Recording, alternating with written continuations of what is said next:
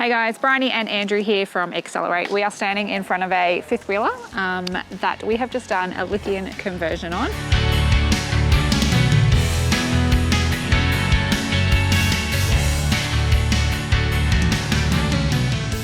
So Andrew, tell us a little bit about the job, what's happened. They live on cattle stations. They move from cattle station to cattle station, a lot in the Gulf and Northern Territory and all of that. This thing is massive. I think it's 30 foot, 6 ton empty and a huge roof.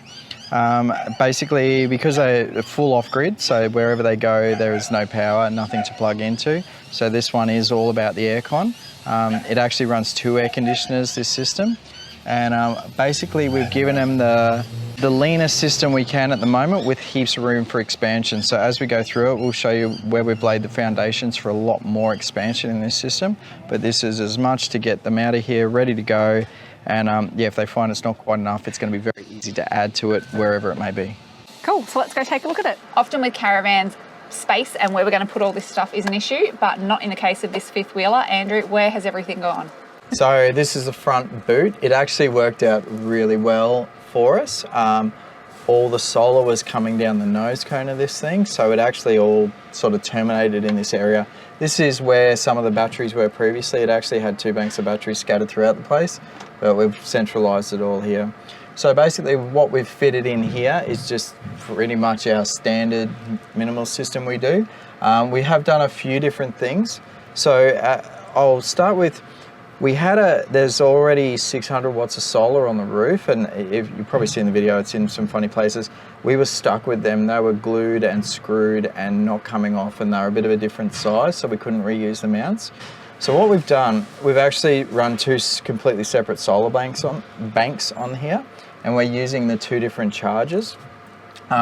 We're running the initial solar that was on the thing. We're running that through the solar on the DC-DC. At the moment you'll see it's making 8 amps, but the cloud has just gone over. We were getting nearly 20 out of it before when the sun came up. And then our new bank, which is ready for expansion, is running through the Morningstar TriStar.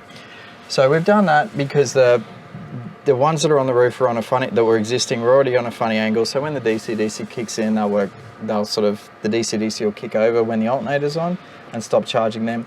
But we'll still have plenty of solar on the roof ready to go working, so he'll still get the benefits of solar charging and alternator charging while he's driving. So how much worth of extra panels did we put on the roof? So we put 3 180s, yeah, but we've got room and cabling for another 3 down on the back ledge that you'll see on the video. There's a whole open space down the back. And so the new ones are going through the TriStar, old ones through the DC. Yep. Correct, yeah. So we've got basically we've got 2600 watt inverter over there, the standard transfer and a drive inverter.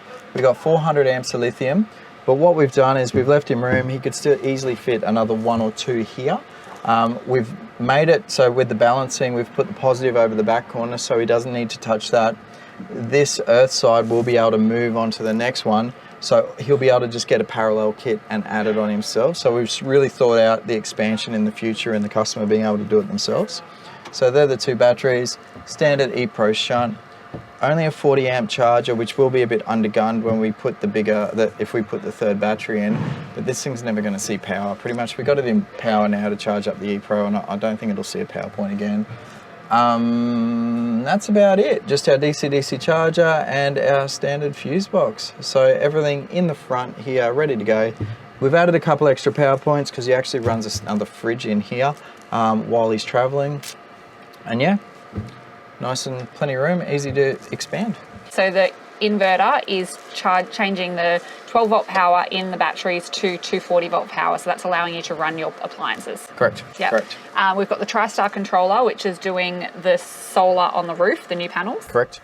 The DC to DC charger is doing all the old panels, but when you're driving, it will charge the batteries. Correct, the alternator from it's got a very big F truck with a large alternator, so it should be full 40 amps on that. And then the AC charger is for charging when you're plugged into power. Yep. Yeah, cool. And then the ePro, which is the shunt you just see here, there's a display for that inside somewhere. Yep. Thanks for watching, guys. As always, if you have any comments or questions, please just drop them below. If you'd like to check out any of our caravan lithium system upgrades, you can look at this video here, and YouTube really thinks that you should watch this one down here.